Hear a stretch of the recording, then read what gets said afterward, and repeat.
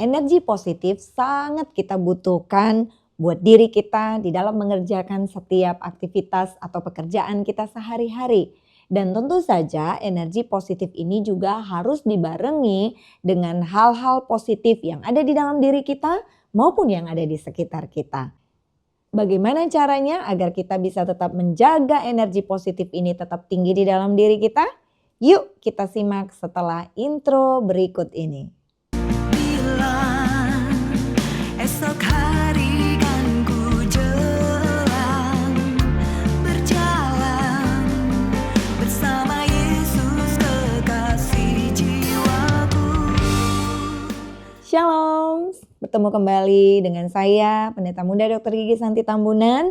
Kali ini kita akan membahas tentang 6 hal yang harus kita lakukan untuk menjaga energi positif kita tetap ada di dalam diri kita. Karena kita butuh setiap hari mengerjakan segala sesuatu dengan penuh semangat dan ini berasal dari energi yang positif. Tanpa energi yang positif, otomatis semangat itu tidak akan ada di dalam diri kita dan membuat kita tidak dapat mengerjakan hal-hal yang terbaik atau menampilkan versi yang terbaik di dalam diri kita. Energi yang positif ini harus kita jaga. Tentunya dengan mengenali hal-hal buruk yang akan merusak energi positif tersebut. Yang pertama adalah lepaskan segala hal-hal yang tidak bisa kita kendalikan. Misalnya keadaan cuaca, tentu ini hal yang tidak bisa kita kendalikan.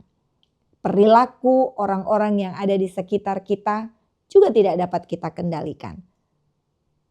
Ketika kita mulai berpikir bahwa semua hal dapat kita kendalikan, kita akan menjadi orang-orang yang dipenuhi dengan ketakutan dan kekhawatiran karena kita berpikir bahwa semuanya bisa kita kendalikan sesuai dengan keinginan kita.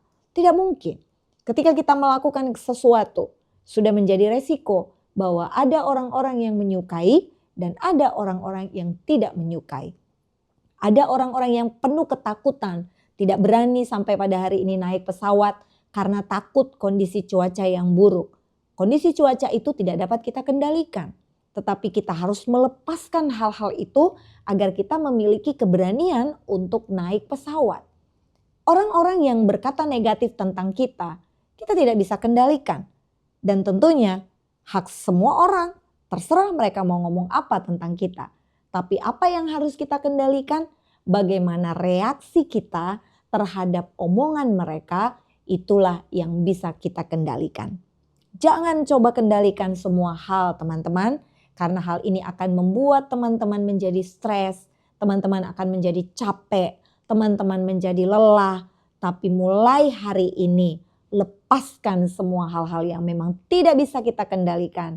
Tetapi mari kita mengendalikan respon kita terhadap hal-hal yang sudah kita lepaskan tadi. Itu yang pertama. Yang kedua adalah hindarkan membandingkan diri kita dengan orang lain. Sekarang begitu banyak media sosial yang siap menunjukkan tentang keberadaan seseorang, keberadaan keluarganya, keberadaan ekonominya, apa yang menjadi pencapaian mereka. Saya mau katakan, apa yang ditampilkan di media sosial itu hanya sebagian kecil dari hidup mereka yang sesungguhnya. Jangan langsung membandingkan diri teman-teman dengan apa yang ditampilkan oleh orang-orang di media sosial.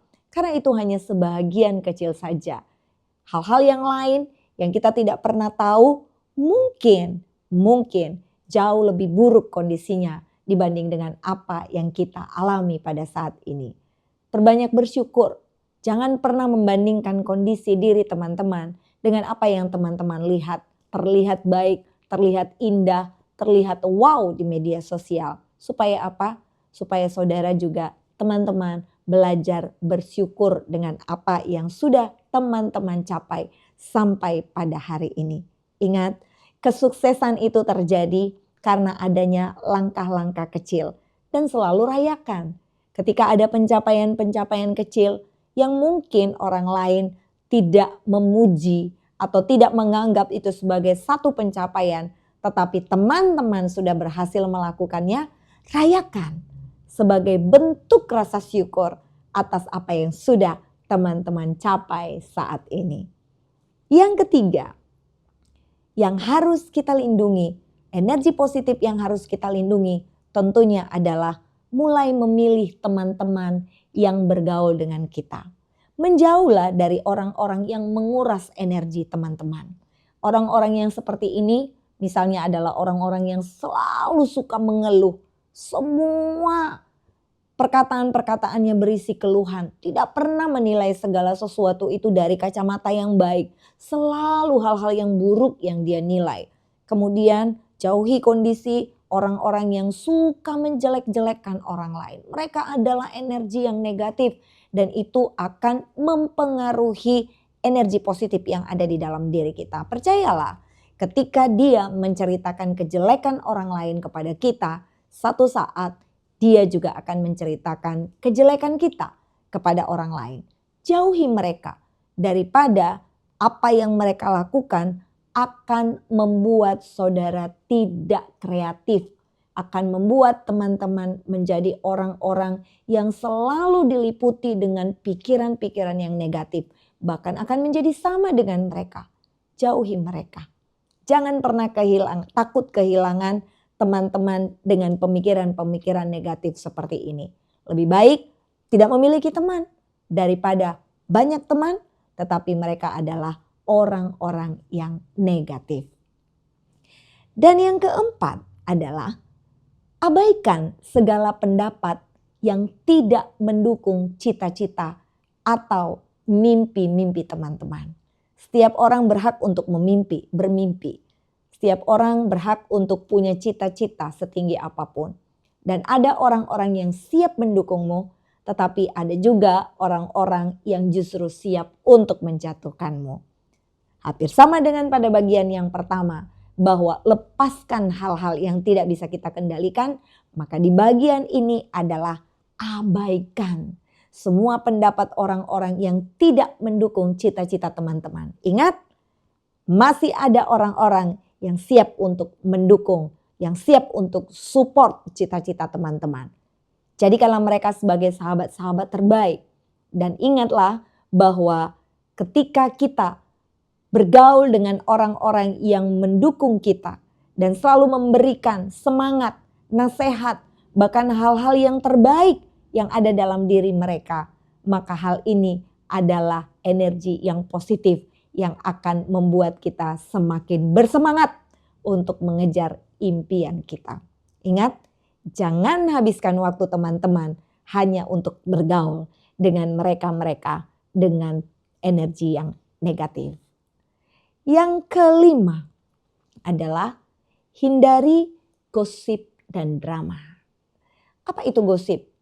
Gosip itu berisi informasi yang tidak akurat, bahkan cenderung suka dilebih-lebihkan, dan juga mungkin diisi dengan kebohongan-kebohongan agar cerita itu digosok makin sip, sehingga akan menimbulkan konflik yang tidak baik dengan orang lain. Hindari gosip, hindari drama. Hidup ini harus dengan kenyataan. Sekali lagi, berikan versi yang terbaik dari diri teman-teman. Gak usah drama. Kalau teman-teman memang tidak dapat melakukannya, jujurlah dengan orang-orang yang ada di sekitar. Lalu belajar. Jika satu saat kita sudah siap dengan pembelajaran yang kita alami, maka kita juga mungkin dapat melakukan hal yang terbaik itu.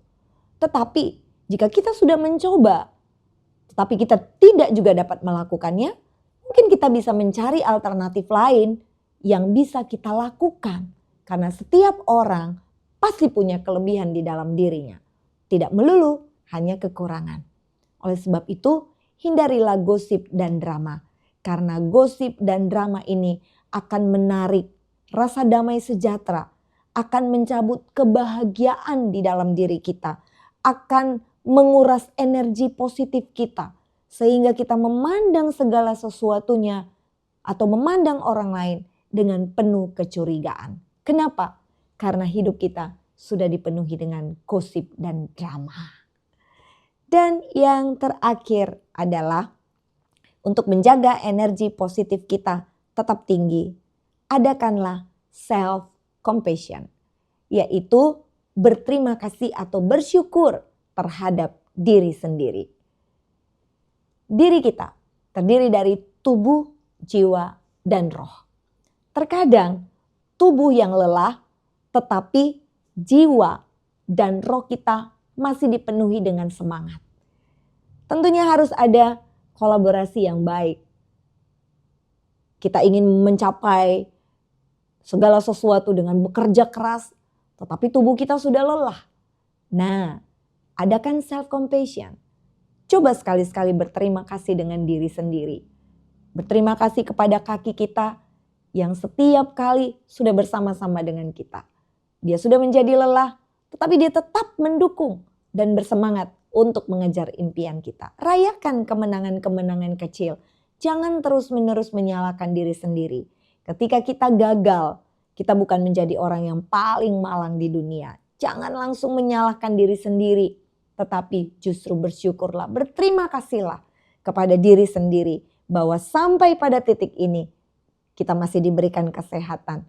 Dan percayalah, ketika kita melakukan perayaan-perayaan yang kecil atas kesuksesan yang besar yang menjadi impian kita, maka kita akan menjadi orang-orang yang selalu bersyukur untuk setiap keadaan apapun yang kita jalani. Puji nama Tuhan. Di akhir ini saya akan tutup dengan satu ayat di dalam Amsal pasal yang ketiga, ayat yang ke-7 dan 8. Demikian bunyi firman Tuhan. Janganlah engkau menganggap dirimu sendiri bijak, takutlah akan Tuhan dan jauhilah kejahatan. Itulah yang akan menyembuhkan tubuhmu dan menyegarkan tulang-tulangmu. Jika kita ada di dalam kondisi yang negatif, jika kita ada di dalam kejahatan, tidak takut akan Tuhan, maka yang datang kepada kita hanya penyakit. Tapi kalau kita mau tubuh kita sembuh dan tulang-tulang kita disegarkan, mari kita menjaga energi positif kita dengan cara melepaskan hal-hal yang tidak dapat kita kendalikan, menghindari membanding-bandingkan diri dengan orang lain, menjauhi dengan orang-orang yang punya energi yang negatif, yang selalu menguras energimu. Dan yang keempat adalah mengabaikan pendapat dari orang-orang yang tidak mendukung cita-citamu. Dan yang kelima, hindari gosip dan drama. Dan yang terakhir adalah self-compassion, rayakan atau berterima kasihlah kepada diri sendiri. Saya percaya jika kita melakukan hal-hal ini dan berusaha dengan penuh semangat untuk menjaganya. Jangan pernah takut. Jangan pernah takut kehilangan sahabat-sahabat. Jangan pernah takut kehilangan teman-teman. Jangan pernah takut ketika kita ada di dalam jalan dan kebenaran. Karena Tuhan pasti akan membela kita. Haleluya. Puji nama Tuhan. Tuhan Yesus memberkati kita semua. Shalom.